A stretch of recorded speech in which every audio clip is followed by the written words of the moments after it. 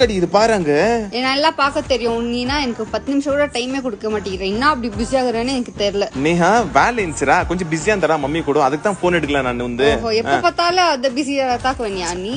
நேஹா நீ இதுக்கெல்லாம் இப்பவே நீ சண்டை பண்ணியிருந்தனா ஃபியூச்சர்ல நான் எப்படி என்ன பில்ட் பண்ணுவேன் நான்? இதெல்லாம் பேசுறதுலாம் நல்லா தாக்குது. ஆனா ஒன்னும் கிழிச்ச மாதிரி மட்டும் எனக்கு தெரியல. நான் பிஸியா இம்பார்ட்டன்ட்டா ஏன் வேலை பண்ணிட்டு இருந்தேன். ஏன்னா உன்னை ஃபியூச்சர்ல நல்லா பாத்துக்கணும்லடா மாமுன்னு. நான் தேய்க்கிற வேலை எல்லாம் பண்ணாத. என்ன வேலை பண்ணாது சொல்லு ஃபர்ஸ்ட். நான் ஒண்ணுமே பண்ணல. பிஸியா ஒண்ணுமே பண்ணாதது ஒரு வேலை உனக்கு. இது பெருசா கிட்ட வந்து சொல்லிங்கிற. எனக்கு தெரிஞ்சு நீ வந்துட்டு உன்னோட கிளாஸ்மேட்ஸ்க்கு ஊர் போறீங்கன்னு தான் எனக்கு தெரிய வந்துச்சு. ஓகேவா? நீ இங்க வந்து சமாளிச்சு அப்படி இல்லடா. சரிடா ஓகே, அவங்க கிட்ட இம்பார்ட்டன்ட்டா பேசிட்டு இருந்தடா. உனக்கு அந்த பொண்ணு மேல கிரஷ் இருக்குதாமே, அதனால தான் நீ அந்த பொண்ணு கூட சுத்தி நின்றியாமே. அதுதான் உன் பிஸி போல.